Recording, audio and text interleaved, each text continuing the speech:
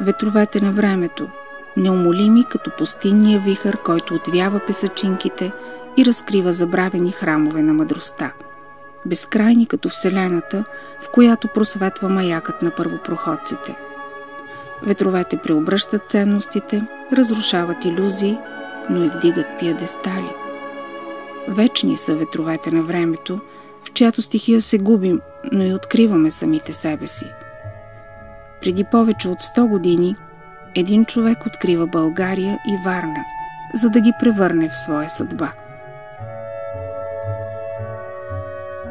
Антон Новак. Един изключително щастлив човек, който е довел мечтите си до реалност, която да служи на много поколения. Мисля, че всеки роден и отрасъл във Варна, за него морската градина е най-свидното, най-скъпото нещо. Той така обиква и града, и жителите му, и държавата, че решава целият му живот да премине във Варна.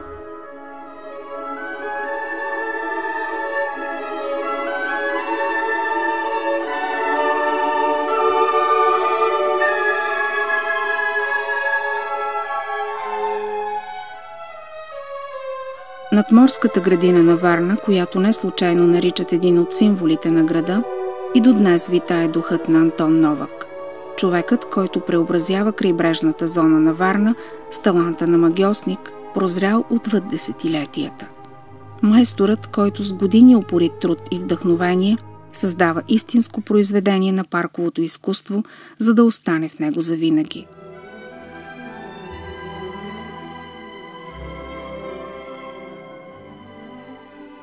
Но кой е Антон Новак?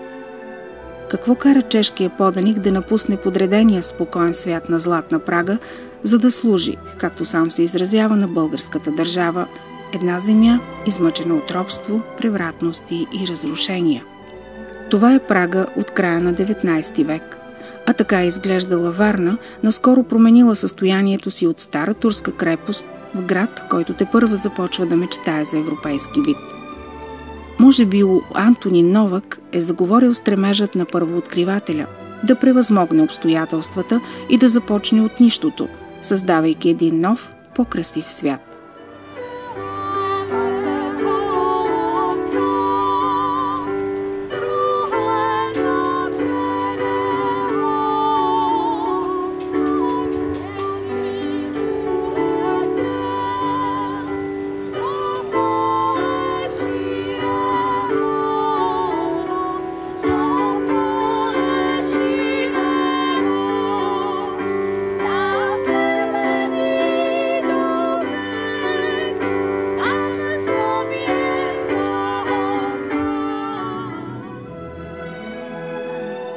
А може би става дума за логичното продължение на историческите връзки между чехи и българи, чиято основа е поставена чрез делото на светите братя Кирил и Методий. Доказателствата за уважението към славянските просветители в Прага са повече от значителни. Ще ги видите на Карловия мост и в изумителната катедрала, която носи техните имена. Чудото на чешкото присъствие в България през втората половина на 19 век оставя следи навсякъде у нас – в обществения живот, науката, изкуството, архитектурата. Особената славянска близост кара стотици чехи да се посветят на изграждането на нова България. Част от тази вълна е основоположникът на българската археология Карел Шкорпил, който лично се познава с Антон Новак. Именно той кани паркостроителя да дойде в България. Антон Новак е роден през 1860 г. в Винорш, днес квартал на Прага. Първото, което ще ви направи впечатление тук, е отношението към околната среда. Спретнатото бивше селце, където живеят около 4000 души, е невероятно зелено. Съществуват и специални традиции при залесяването. Това е паметно дърво, липа, която е засадена миналата година в чест на децата, родени през годината. Засаждаме и други дръвчета в чест на възрастните хора. Наричаме ги дървета на поколенията. Винорш е богат на защитени дървесни видове. Една от местните гордости е червен бук, засаден в чест на 920 години от създаването на селището. Винорш има вековна история и ако тръгнете по тесните улички, ще усетите онзи невероятен усет за красота, който вероятно нямаше да оцелее, ако не е бил възпитаван и развиван през столетията.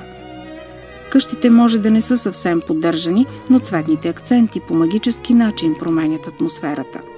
Особената любов към цветята блика от всякъде в родния дом на Антонин Новак, макар че днес тук живеят съвсем други хора.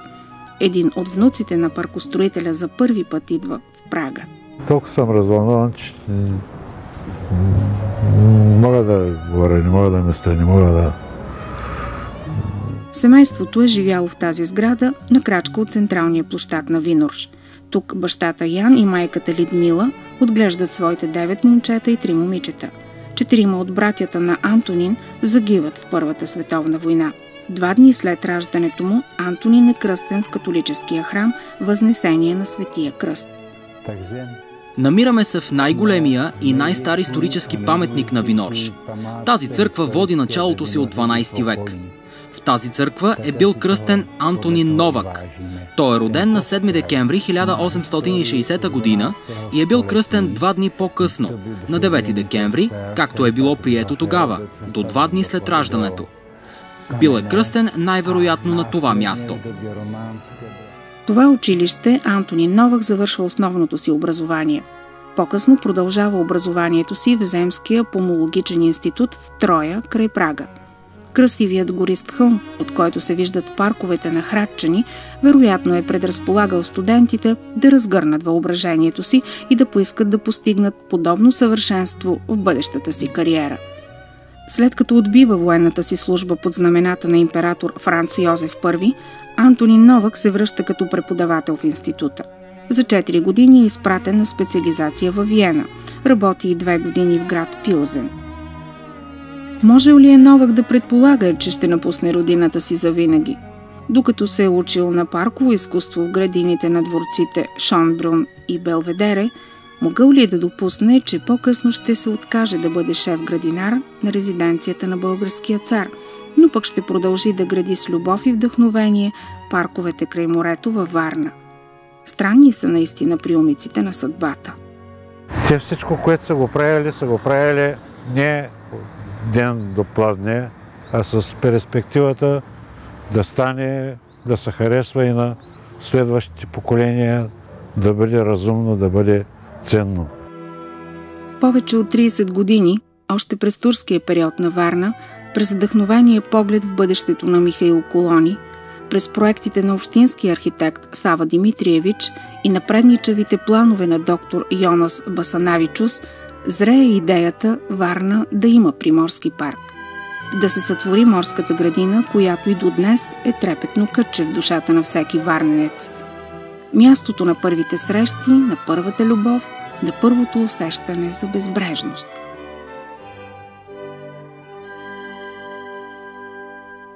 Антон Новак има неоспорим и невероятен принос за град Варна. Човек, който полага живота си, оставяйки не каква да е, а зелена следа за поколения напред. Зелена следа, за да я превърне природата, след като него го няма, в белия дроб на царицата на Черно море. Чрез Антон Новак Варна диша чрез въздуха. Варненските общинари вече си представят как морската градина ще промени облика на града, как ще го доближи до лелеяната позиция на европейски курорт, ако с устройването на парка се заеме образован специалист. Еднозначният съвет на Карел Шкорпил, по това време е гимназиален учител във Варна, е да бъде поканен Антон Новак. Но още преди да дойде във Варна, Новак вече има българска държавна награда. За облагородяването на градската градина във Велико Търново, където служи 3 години, той получава орден за гражданска заслуга. Впечатлен от майсторството му, цар Фердинанд го кани за управител на парка Евксиноград. В този момент обаче и Антонин Новак, и кмета на Варна Янко Славчев реагират остро и категорично отказват, след като вече са поети новите задължения и след като се очертава перспективата за продължителна и много сериозна работа. Ами представете си някой да откаже на царя. Това е било вероятно наистина геройска постъпка, която и до ден днешен си остава такава. Имате ли представа какво е нужно, за да израсне едно единствено дърво?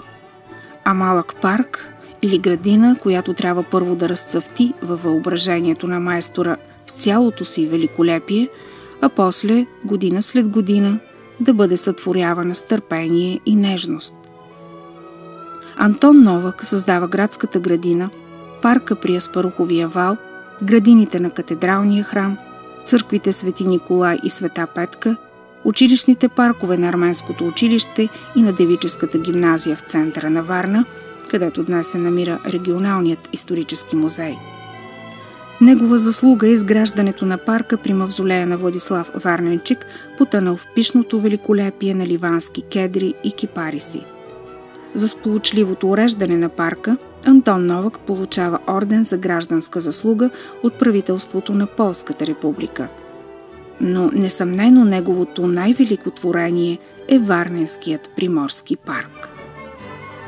По времето на Антон Новак градината се е поддържала от служба на общината, ръководена от общинския градинар Антон Новак.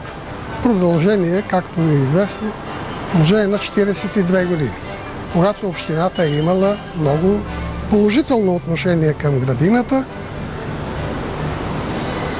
и се е отнасяла с нужното разбиране към това дело, което е оценявано и тогава като важно за курортното бъдеще на Варна. Макар че и двете жени в живота му са чехкини, Новак никога не изменя на своята Варна. След смъртта на София той сключва брак с красавицата Каролина от Прага. През 1899 година се ражда Антон.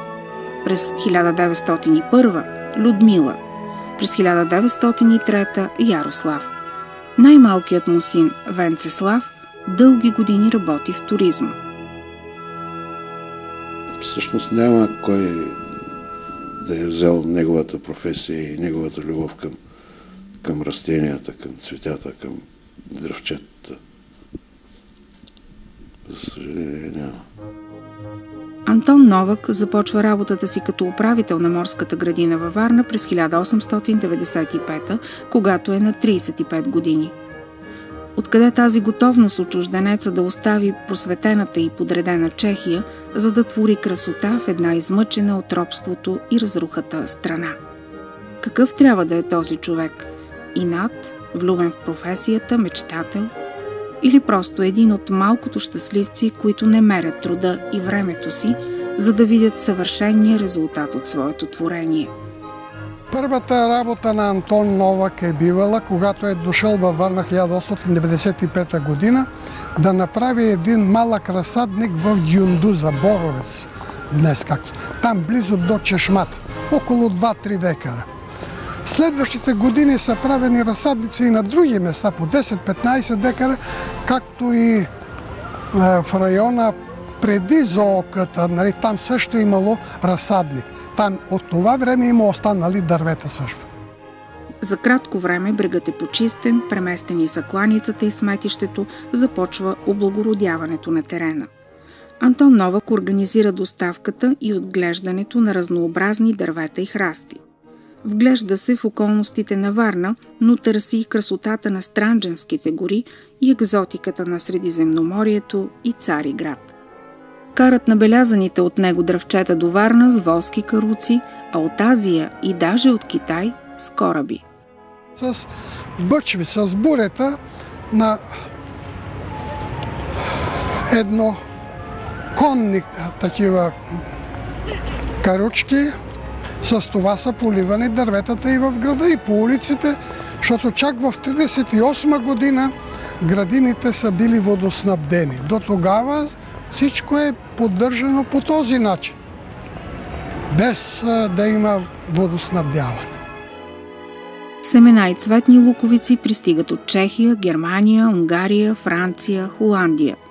Вълшебникът на парковото строителство непрекъснато търси нови и ефектни дървета и храсти. Такава задача получава и съпругата му Каролина, когато пътува за родната Чехия. Новак облагородява стотици шипкови храсти и създава пъстра палитра от рози. Скоро морската градина печели славата на най-красивия парк на Балканите. През 1899 година, предвид голямата деятелност, общината продължава договора му и построява малка къща в морската градина. Така Антон Новак може в буквалния и преносен смисъл да живее в творението си, да го съзерцава и да добавя нови детайли в развитието му. Гениалният му ум изгражда градината така, че тя остава привлекателна във всеки сезон. И той винаги е бил на своя пост денонощно и никога през целия си трудов живот като главен градинар на Варна в продължение на 42 години не е ползвал отпуск. Заедно с основната си работа на градски градинар, Новак води курсове по овощарство, обучава работниците, назначени под негово ръководство, праща расът и луковици на други български градове. От Бургас му пишат: Уважаеми господин градинаре, ида с настоящото си писъмце да ви поздравя и да ви помоля. Ако на баща ми не стигнат пари да ви изплати сумата за цветята, ще ви моля дайте му и щом получа цветята, ще ви изпратя пари телеграфически. Новак винаги води точни до стотинка сметки за направените разходи и получените пари от дейността си. Понякога се налага да пише обяснение какво и защо е направил чак на министерско равнище. Веднъж варненски акцизен надзирател, някой си господин Романов, съставя акт на Антон Новак, защото намерил в градините засаден тютюн. По този повод Новак пише до министъра на финансите в столицата София: Аз съм варненски градски градинар и тютюна, който посадих в поверените градски публични градини, е определен като декоративно цвете, което се вижда от различния му вид и от начина на насаждане, който съвсем не отговаря на тютюнена култура. И това насаждение няма корисна цел, т.е. повреждане на интересите на държавата, понеже и листата не се използват според културата на целите растения. Просто се изгарят на мангала в градските цветочници за изгонене на дребни насекоми. То аз ви моля да оставите горе казания акт против мен без последствие. Постепенно морската градина се разраства и придобива все по-завършен вид. През 1906 година започва строежът на аквариума, макар че сградата е завършена едва години по-късно. През 1908 година започва изграждането на алеята на възрожденците. През 1912-1913 година са вдигнати няколко чешми и е направено осветление по алеите. През 1921 година, при едно от пътуванията си до Виена, известният варненски скулптор Кирил Шиваров, автор на неподражаемия шедьовър «Фонтана с момченцата в морската градина», пише на Антон Новак: Господин Новак, вчера бяхме в Шонбрун и си спомних за вас. Винаги, когато видя тук хубава градина, мисля си за нашата хубава морска градина, която всичката си прелест дължи на вас. През същата 1921 година с царски указ Варна е обявена за морски курорт. През 1926 година са открити централните морски бани, а през 1928 година в морската градина вече има тенис корт и игрище. Всичко това се случва в превратни и размирни времена. Войни връхлитат България и света. Унищожението взема връх над съграждането. Градината и другите градини на града са поддържани в прилично състояние даже през време на войните. А днес виждаме в какво състояние е в мирно време. Безмилостни са понякога ветровете на времето. Всичко преобръщат по пътя си. на какво трябва да е готов човек, за да продължи започнатото? А може би просто да не вярва на думата победен. Да върви по пътя си и да твори красота. Тихо и без външен героизъм да създава традиции, достойни да впечатляват потомците след векове. Антон Новак продължава да се грижи за морската градина. Мисли за устройване на парк и градини в местността Узункум. Десетилетия по-късно това ще бъде курортът Златни пясъци. Антон Новак е явление в нашия живот. Явление не само за Варна, а за цяла България. И дори и сега е с нас, защото е починал и е погребан в старите варненски гробища. Но по-важно е това, което остава след него. Неговото творческо наследство. А това е шедьовърът Морска градина. През май 1934 година Антон Новак приема българско гражданство. Но както често се случва, не само в днешно време, стореното добро не е достатъчно оценено от властта. Възникват различни спорове около работата му и на 1 март 1937 година той е уволнен. Гонят го от дома му в Морската градина, а поради бюрократични спънки остава и без пенсия. Имах пълно доверие към българското общество и власти и се надявах, че след 45 годишното ми честно служене в полза на Варненската община и държава, все ще се намери толкова признателност и ще се намери начин да ми се отпусне една пенсия или възнаграждение като на други заслужили чужди поданици. Дойдох да положа всичките си знания и всичката си енергия в полза на България, която много обичам. Аз се отдадох на службата си изцяло, казва Новак в писмо до председателя на Народното събрание. Молба ли е това или достойна изповед на един велик творец, един от малкото мигове, в които си е позволил да подчертае заслугите си за България? Едва 7 години по-късно му отпускат малка пенсия, но за кратко.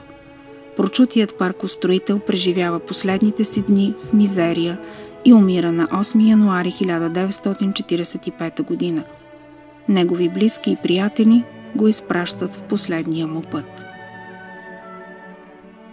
Шепотът на хилядите посадени от тебе цветя и дървеса в твоята приморска красавица ще говорят все за тебе, казват тогава неговите последователи. Днес във Варна живеят всички потомци на Антон Новак.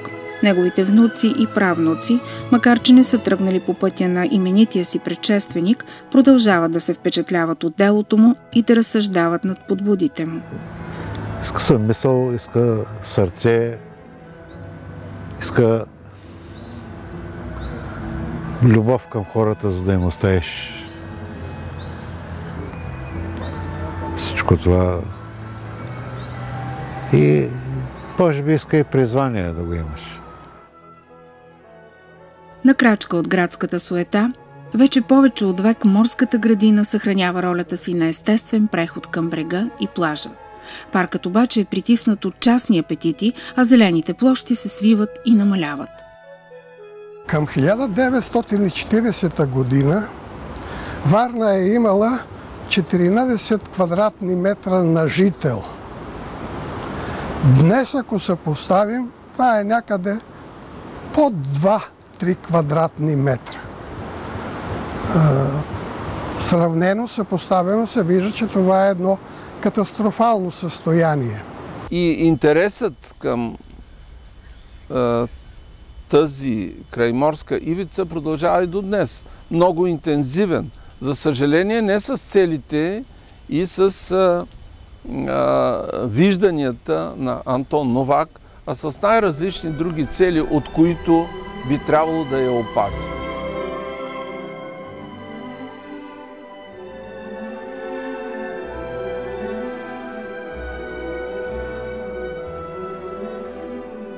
Въпреки превратностите, ветровете на съдбата не са в състояние да прекършат шедьовъра на парковото изкуство.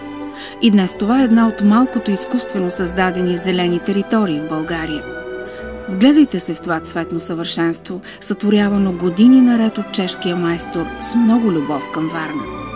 Ще бъдем ли достатъчно дълновидни ние, потомците на онези вдъхновени строители от началото на 20 век, за да запазим за поколенията творението на зеления вълшебник Антон Новак?